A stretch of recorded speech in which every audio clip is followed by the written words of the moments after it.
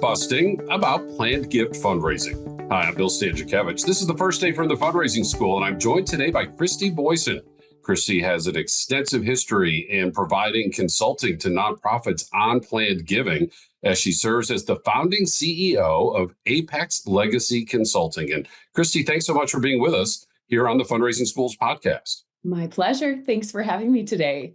So the first question before we get into some of these myths that you see so many fundraisers have is what attracted you to planned giving? As we teach for the fundraising school, folks actually kind of like to stay away from this topic. Oh, got a meeting, got to check my email, need to do my socks, all these examples why they can't sit through a module on planned giving.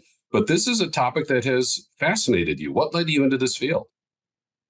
Such a great question. And actually, the last couple of weeks, it's been surfacing a lot in different discussions. I actually fell in love with planned giving because of the charitable remainder trust, which makes no sense. I realize most people think that's, a complicated vehicle and all of this, but it's such an incredible tool for those that have large estates, small estates, because it allows the donor to receive income. It allows the family to receive income, depending on how it's set up, and for charity to receive a huge gift. And we minimize tax. It's this like 3-for-1 sort of opportunity. So that is why planned giving really, really stood out to me. So, Christy, you truly are called to this work because other fundraisers, when they hear charitable remainder trust, that's when they start to bow out of the conversation because they feel and understand that planned giving is so complex and can be complex when compared to annual fund and major gift and campaign fundraising. As you're doing this work, what are some of the myths? Maybe take one at a time that really stand out as you're working with nonprofits across the United States. Yeah.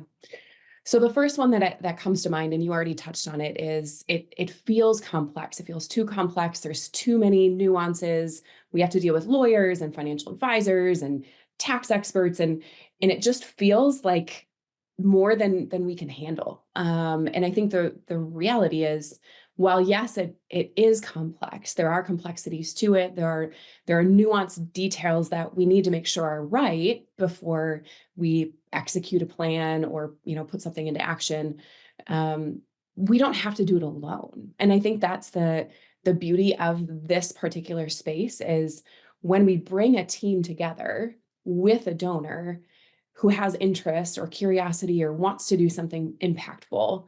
When we bring that team together, we can make that happen. We don't have to know all of that in this space because there are so many others that can come alongside. But that absolutely, I think, is the number one reason why fundraisers stay away from this topic.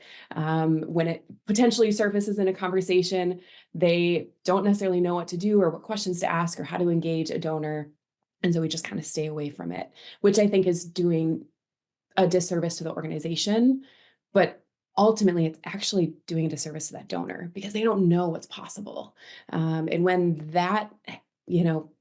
we are willing to engage in it, we learn or know what we need to know and when to bring others in, it can really make a huge difference for your donors, not just for your organization.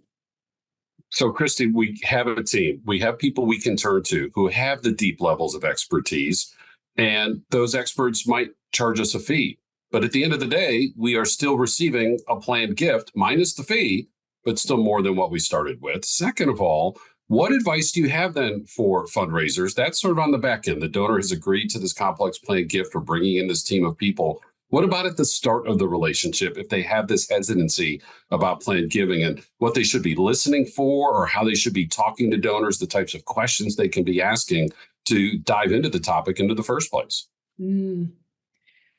Excellent question. All right. So there are a couple of different things that if I were new to this space or feeling a little unsure how to engage, the first thing is I would, even if there are a million other priorities, I would definitely begin digging into these different vehicles. What is out there? What's possible? So trainings would be a big one. But when it comes to actually getting to know a donor, In my work, values is where I start. Usually, top priorities for a family or a donor would be, caring well for their family, making sure they're set up appropriately. That might still mean there's some nuance or some, unique structures in the plan to slowly distribute an inheritance. But understanding values with the family, but also understanding values within their own community, nonprofit space, all of that.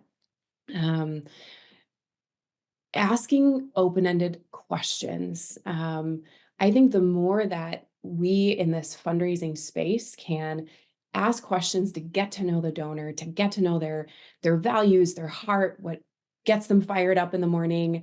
And inside that, then digging, right? We can ask one question and then taking note of, okay, they lit up when they talked about that thing, right? It's the nonverbal side of things, or they mention this asset that they don't know what to do with, or an inheritance that's coming their way, or they have some concerns about their kids inheriting something because of, spouses, addiction issues, whatever's going on there.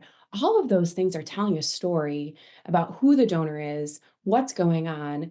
And then in the back of your head, if you've done some training on different vehicles that are out there, if someone has a child with some addiction issues or special needs or other whatever complex things are happening, a charitable remainder trust might be a really good situation that would benefit and support their kid, can also give something huge to the organization. So it's a paying attention and listening fully while having some knowledge in the back of your mind as to what's possible.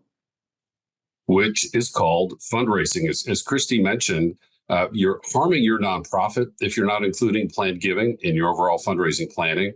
You're also not fully serving the donor and helping the donor become aware of all of their opportunities to make a gift now and to make a gift that could last into perpetuity, perhaps. And so it's not about the fundraiser. It's always about the donor. And as Christy just said, you're asking those open-ended questions.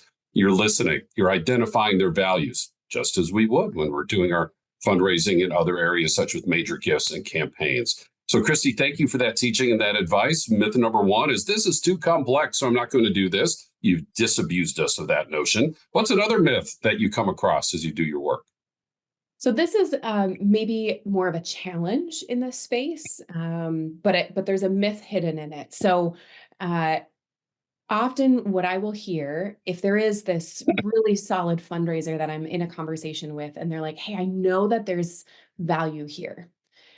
It's how do I convince my board that this actually matters? How do I get funding for, whether it's training or it's actually bringing someone in part-time or a consulting group, whatever it is, it's prioritization of this at the organization because most nonprofits are focusing a lot on their annual fundraising and maybe some specific major gifts, right? So tyranny of the urgent. What needs to happen so that we are still here next year or we can raise funds for this big project? And so, how does plan giving fit in that, right? Because we don't know when people are going to pass away. We don't know when the funds are actually going to reach our doors, our bank, et cetera. Um, so that's kind of the next myth slash challenge. Do you want me to respond? Yeah, so that's a great point, right? Because the board, when they are properly engaged, is providing that fiscal oversight and is very interested about how are we doing this year with our annual fund? Are we going to be able to pay all our bills? Are we financially healthy? We might even be able to build a little bit of an operating reserve if we're fortunate to have a surplus. And now you're telling me there's this gift I might not receive until 20 years from now. So, what advice do you have for fundraisers as they're having that conversation with their boards? And what capacity pieces need to be in place so that we can do our fundraising and our annual fund and our major gift campaigns while also talking to some donors about the potential for planned gifts? Yeah, yeah. So, every organization is at a different stage when it comes to this, right? If an organization, and I do a ton of work with small to mid-size. So, if they're really struggling to make ends meet, this may not be the number one priority bringing in a staff or a consultant. However, the gifts that come in from a planned gift tend to be 10 to 100 times what that donor is giving now. So the potential is significant. Um, and above and beyond that, some recent research has come out. I'm sure many of you are familiar with Russell James. He is an expert in plan giving. His most recent research, I think it was 2020, 2022, somewhere in there, continues to reiterate that the giving that a donor makes annually to your organization increases by about 77% after they've committed a planned gift. The thing we also see all the time is that when a donor chooses to remember your organization, they are essentially inviting you to be a part of their family, which means their commitment to your organization and to your strategy and to your vision and all of that is going to change. They become a much more committed donor, committed supporter, and really a strategic partner in kind of where you're trying to go. So when we think about planned giving, yes, we have to put funds toward that before we see the fruits. But when we think of the even current value add to the donor relationship, to their giving capacity, potential, volunteerism, advocacy, all of those things that we want to see in our key donors, all of that builds as well. So instead of taking away from annual gifts or major gift potential, we're actually adding to it. But it takes a little bit to get there, right? There's training requirements, there's getting some internal infrastructures in place. It's making sure your gift acceptance policy is up to speed. There are layers and things that can be a part of and probably should be a part of launching or revamping or reinvigorating your plan giving program, but it is worth every hour spent and dollar spent. So when a colleague or a board member asks that very well-intended question, what about our annual fund? Still have to pay this year's bills. As Christy just noted, this is not either or, this is both and. The heart of that question is kind of that scarcity mentality, where, as Christy has just explained, understanding plan giving as part of the overall comprehensive fundraising plan is part of that growth mentality, that abundance mentality that we bring into fundraising. And Christy mentioned Russell James, just a pleasant reminder to our audience. Russell James authored the chapter on planned giving in Achieving Excellence in Fundraising, the 5th edition. And you can go into the archives of our podcast to hear a description from Russell James to take an amplified and more detailed approach of the good point that Christy just raised for us there. Christy, another myth as you travel the country, disabusing people of their worries about planned giving. What have you seen? Yeah. So this, again, probably a little less on the myth front, a little bit more on the challenge front. I think that most plan giving programs that are out there that I'm seeing, whether firsthand in our work or just observing and reading and learning, is most are reactionary. Most programs are not proactive. They are not providing opportunities to their donors in a way that's specific to them, because plan giving really, and I touched on this earlier, it is such a gift to a donor for them to understand what's possible. We are missing out on tremendous opportunity to impact for the better our donors through this work. So I think most programs are reactionary. We're passively noting it. We have some information on our website, maybe, but we are not proactively actually educating and teaching about opportunities in a really easy to understand way so that donors can see how it fits within their own plan. I think that's a huge challenge and a huge gap in this space.